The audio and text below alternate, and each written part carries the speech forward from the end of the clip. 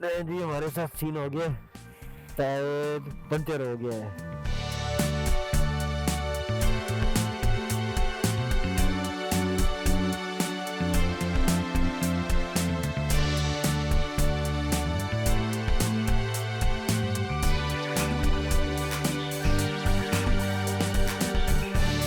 अस्सलाम वालेकुम, क्या हाल है? उम्मीद है आप ठीक होंगे। आज जी हमने एक सफ़र शुरू कर रहे हैं। आपने मेरे कोट से अंदाज़ा लगा लिया होगा कि हम कहीं दूर जाने वाले हैं और बर्फ़ को एंजॉय करने के लिए जा रहे हैं। 1 डे ट्रिप होगा। अभी सुबह निकल रहे हैं, सुबह तकरीबन 7 बज रहे हैं, मेरे ख्याल में 7:30 होने वाले हैं। तो अभी निकल रहे हैं। आगे मेरे दूसरे दोस्त आ रहे हैं, तो उनको भी साथ लेंगे और इसके बाद फिर हम अगला अपना सफ़र शुरू करेंगे। अभी थोड़ी सी तैयारी करनी है बाइक के ऊपर, तो वो करते हैं, फिर उसके बाद आगे चलते हैं। रात को मैंने गलती से कैमरा जो है ना बाइक के ऊपर लगाने वाला वो मैंने अंदर रख दिया। अब उसको निकालना है, सारा सामान कैसी तैसी करके। ये हो गया कैमरा और Insta360 को लगाने के लिए इस चीज़ की ज़रूरत होती है। ये हो गया। कोई चीज़ मैं भूल रहा हूँ। मैं भी थोड़ा सा शॉक में पड़ गया था कि ये लगानी थी इसके ऊपर, ये फिर उसके बाद इसके ऊपर ये लगता है Insta360। लेकिन मैं भी सोच में पड़ रहा कि यार इसके ऊपर ये कैसे लगेगा। कभी कभार ऐसा भी हो जाता है। तो हम जी हमारा आखिरी सांसें ले रहे हैं, तो बस चल रहा है हमारा गुज़ारा। लेकिन ये है कि आखिरी सांसें ले रहे हैं। ऊपर से भी टूट गया है, साइड से भी टूट गया है, लेकिन हवा भरता है ये बेचारा। बाइक को पहले स्टार्ट कर देते हैं ताकि गर्म हो जाए।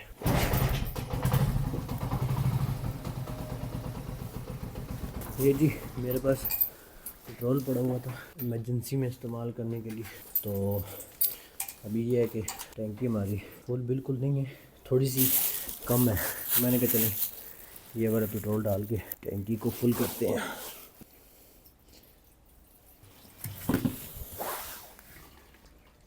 1 से 2 लीटर और आ जाएगा।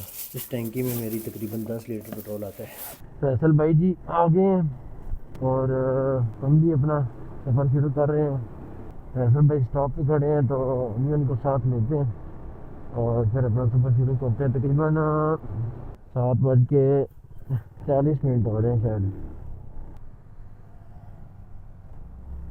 अच्छा, वो सामने खड़े हैं जी। अस्सलाम वालेकुम, ठीक हो? राजपथन 53 किलोमीटर है और रावला कोट 90 किलोमीटर है। तकरीबन हमें 100 किलोमीटर का सफ़र करना है जिधर हम जा रहे हैं उस जगह तक। एक गलती की वजह से हमें वापस आना पड़ा, लेकिन खैर अल्लाह के हर काम में बेहतरी होती है।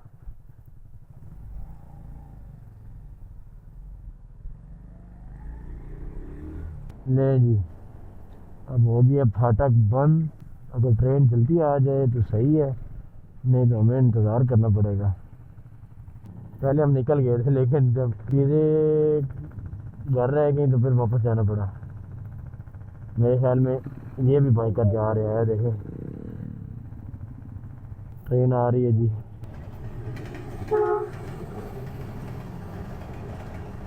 हम भी जी ये वाला बाइक लेंगे किसी ने। अभी हम यही सही है हमारे लिए।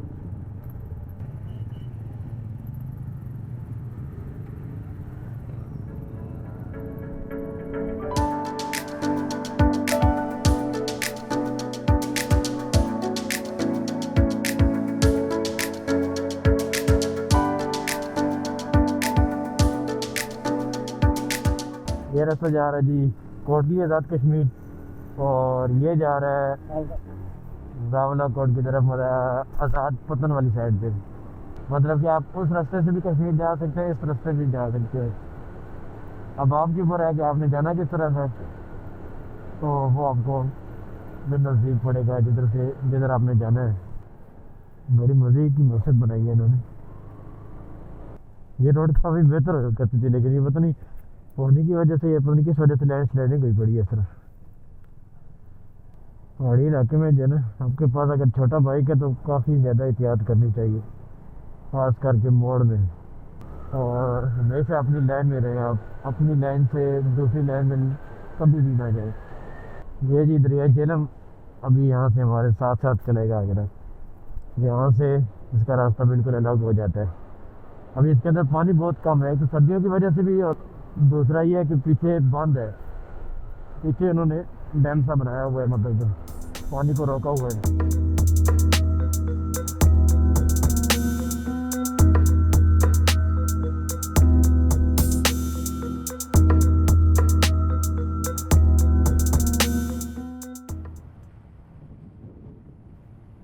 ये रास्ता इस वजह से इन्होंने नया किया था, चेंज किया था। यहाँ पर भी देखें लैंड स्लाइडिंग होती है।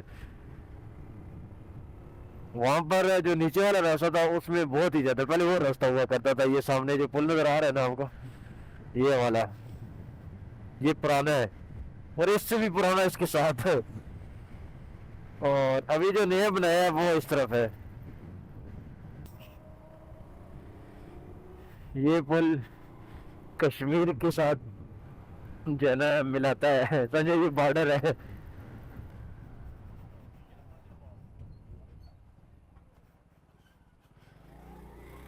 Welcome to Kashmir. रास्ते में पत्थर, ऊपर से लैंड स्लाइडिंग हुई है मेरे ख्याल में। पहाड़ी इलाकों में ये भी ज़्यादा मसला होता है, जहाँ पर आपको लगे कि पत्थर, कोई छोटे मोटे पत्थर गिर रहे हैं तो कोशिश करें या निकल जाए या पीछे और रुक जाए, या एहतियात करें बहुत ज़्यादा, क्योंकि जान सबको प्यारी है। ठंड भी शुरू हो गई है और सामने जो है ना, हमें पहाड़ के ऊपर बर्फ़ भी शुरू हो गई है नज़र आनी।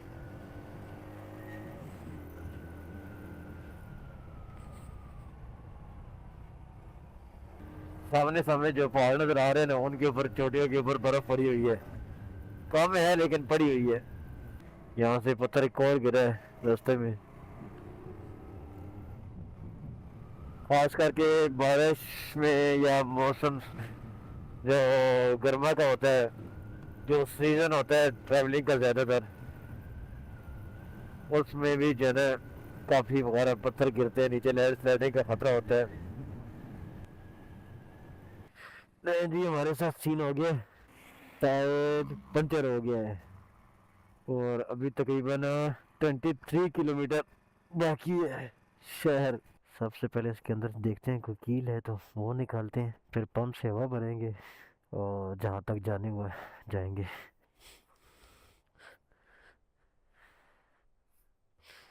कोई चीज़ नज़र तो नहीं आ रही, भला करे कि हवा भरने से हमारा गुजारा चल जाए। कोई निशान नज़र नहीं आ रहा, बस हवा भरते हैं, देखते हैं शायद गुजारा हो जाए। फ़र्क ही नहीं पड़ रहा। वैसे जब पंचर का सामान मैं साथ रखता हूँ तो उस टाइम मेरा बाइक पंचर नहीं होता, और आज सामान नहीं लाया तो बाइक पंचर हो गया है। रोड भी साफ़ सुथरी है, फिर भी पता नहीं क्या हो गया इसको, और अंदर से कोई चीज़ भी नहीं निकली। अब देखते हैं क्या होता है। हवा भी इसके अंदर नहीं खड़ी हो रही, तो लगता है कोई शायद बड़ा पंचर है। 2 मैं साथ लाया हूँ, लेकिन यह है कि अभी शॉप मिलेगी तो तब तक टाइम वेस्ट होगा हमारा काफ़ी सारा, लेकिन खैर है। चलें जी, हम आगे चलते हैं। बाइक हमने हवा तो भरी है लेकिन गुजारा नहीं हो रहा, तो टाइम भी कम है। इसी तरह आगे चलते हैं, देखते हैं कहाँ पर कोई शॉप मिलती है तो हम पंचर लगवाते हैं। तब तक हमारे दोस्त फैसल भाई पैदल आएंगे।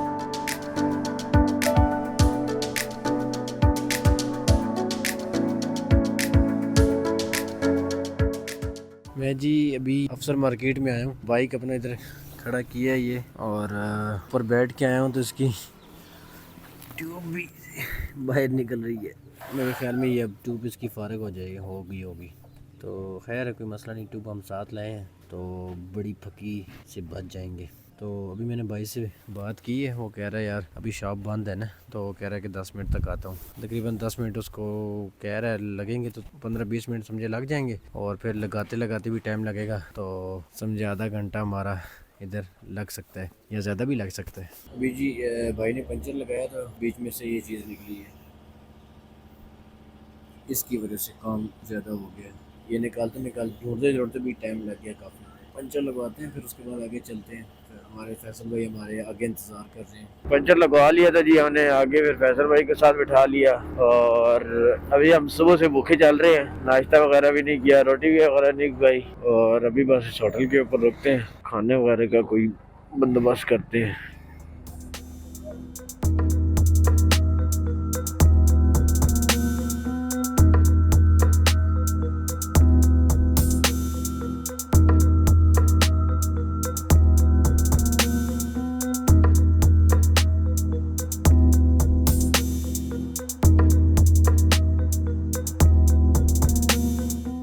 हम जी पहुंच चुके हैं खाई गला बाजार के अंदर। गाड़ी पूरी धसी हुई है बर्फ के अंदर। ओए होए होए होए, अब यहाँ से आगे मसला खराब है। ये जी खाई गला बाजार, ये बर्फ लोगों की दुकानों के बिल्कुल बाहर है, रास्ता बंद किया हुआ है तो लोग नीचे फेंक रहे हैं। अच्छा जी ये चौक है मैन, आगे वाला जो रास्ता है अच्छा वो सामने जीरा जाता है, ये बंजोसा, और ये किधर? हाँ ये तोली पीर जाता है। अभी हम खाई गला जो बाजार है वहां से आगे जा रहे हैं। बड़ा खूबसूरत नज़ारा नजर आ रहा है जी। ड्रोन उड़ाने की एक बारी कोशिश की है लेकिन इधर कोई रिस्ट्रिक्शन लगी हुई है जिसकी वजह से हम नहीं उड़ा सकते। खई गला के अंदर जो बाजार है वहाँ से ये स्टार्ट है, और वहाँ से स्टार्ट नहीं है लेकिन वो उसका मिड है, और थोड़ा सा हम आगे आ चुके हैं, लेकिन ये है कि 1 किलोमीटर मेरे ख्याल में, ये 2 किलोमीटर हम आगे आए होंगे ऐसी है तो, लेकिन एक रिस्ट्रिक्शन खत्म हो ही नहीं रही। अभी भी हम थोड़ा सा आगे 1-2 किलोमीटर आने के बाद उड़ाने की कोशिश की है लेकिन फिर भी वार्निंग दे रहा था। तो अभी ये है कि थोड़ा सा और आगे जा रहे हैं, थोड़ा सा और आगे जाके तो फिर ड्रोन उड़ाएंगे। आगे जा रहा है जी ट्रक को, जिसकी वजह से रास्ता नहीं मिल रहा। नीचे सारा कोहरा है और बाइक स्लिप करने के चांस 100% है।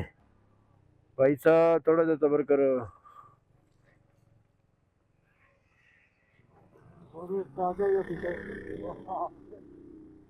मदरसे के लड़के धूप लगवा रहे हैं।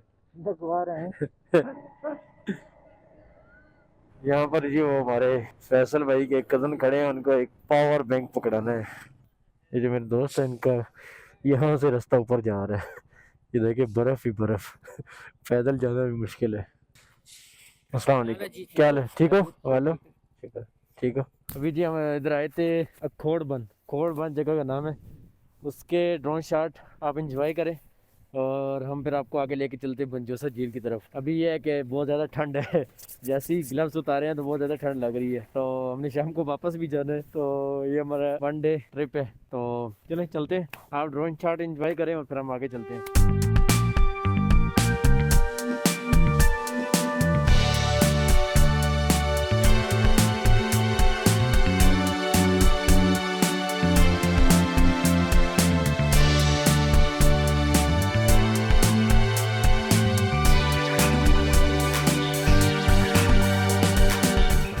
माइक ऑफ हो गया था, इस वजह से मुझे वॉइस ओवर करनी पड़ रही है। जैसे जैसे हम झील के करीब पहुंचे मनाजिर बदलने लगे। यहाँ स्याहों का गैर मामूली रश ज़रूर था और हर तरफ गाड़ियाँ ही गाड़ियाँ नज़र आ रही थी। रास्ता छोटा था और जिसकी वजह से जमी बर्फ़ की वजह से रोड के ऊपर छोटी गाड़ियों के लिए काफ़ी मुश्किल हो रही थी और उनके जो टायर थे वो काफ़ी स्लिप हो रहे थे। जो 4x4 गाड़ियां थी वो अपनी ताकत दिखा रही थी और आराम से बर्फ के ऊपर से जा रही थी और अपना रास्ता बनाती जा रही थी। बाइक चलाने वाले भी किसी से पीछे न थे। इनको जहां पर रास्ता दिखाई देता वो आहिस्ता आहिस्ता बर्फ के दरमियान से अपना रास्ता निकालते और चलते जाते। इस मुश्किल वक्त में वहाँ के मकामी लोग किसी फरिश्ते से कम नहीं थे। वो आगे बढ़कर हर फंसी हुई गाड़ी को निकालने में मदद कर रहे थे। शदीद सर्दी और ट्रैफिक के बावजूद लोगों का एक दूसरे की मदद करना देखकर दिल खुश हो गया। यही इस सफ़र की असल खूबसूरती है। सबसे ज़्यादा आजमाइश फैमिली गाड़ियों की थी, जहां रश और बर्फ़ की वजह से उन्हें घंटों इंतज़ार और मेहनत करनी पड़ रही थी। रोड वैसे तो खुल गई है लेकिन छोटी गाड़ियों की वजह से मसला आ रहा है, क्योंकि इनकी इतनी ग्रिप नहीं होती और बर्फ़ के ऊपर इनका इतना ज़ोर चलता नहीं है। जब एक गाड़ी फंस जाती है तो पीछे सारी ही फंस जाती है। हम जी पहुंच चुके हैं काफ़ी टाइम के बाद बंजोसा झील में, और बहुत ही खूबसूरत व्यू है। और ये कश्ती व्हीलिंग उठा रही है और ये देखें तो झील जो है इस टाइम जमी हुई है, कुछ कश्ती डूबी हुई हैं, ठीक है, और कुछ इसी तरह खड़ी हैं। काफ़ी जी रश बना हुआ है, माहौल बना हुआ है। जो लोग बाइक के ऊपर आए या जो 4x4 के ऊपर आए हैं वो पहुंच गए हैं, बाकी ज़लालत खुआरी काट रहे हैं। और दूसरा ये है कि बाइक के ऊपर ठीक रहता है, और दूसरा ये है कि अगर 4x4 गिरने वाला था, 4x4 गाड़ी हो तो वो बेस्ट रहती है।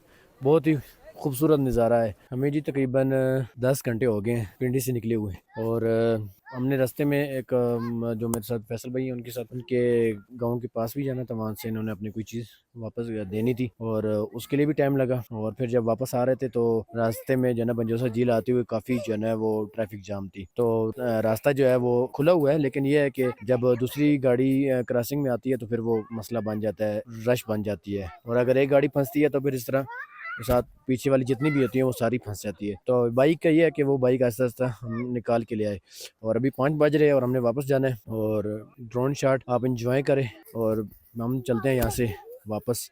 और ये है जी बंजोसा झील।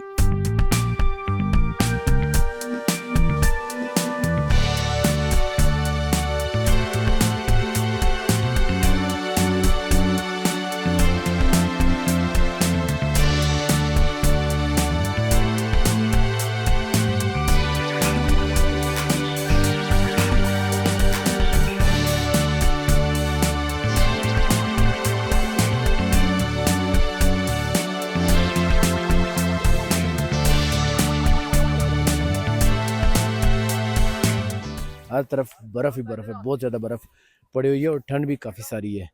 लेकिन ये है कि लोग गाड़ी के ऊपर जो आए हुए हैं वो जो जिनकी 4x4 गाड़ी नहीं है उनकी मतलब कि ज़लालत काफ़ी ज़्यादा वो हो रही है, खज्जल ख्वारी जो कह रहे हैं कि ज़्यादा हो रही है। अगर वीडियो अच्छी लग रही है तो ज़रूर चैनल को सब्सक्राइब करें और वीडियो को लाइक करें, ताकि मज़ीद इस तरह की जो खूबसूरत खूबसूरत जगह की वीडियो वो आप तक पहुँच सके।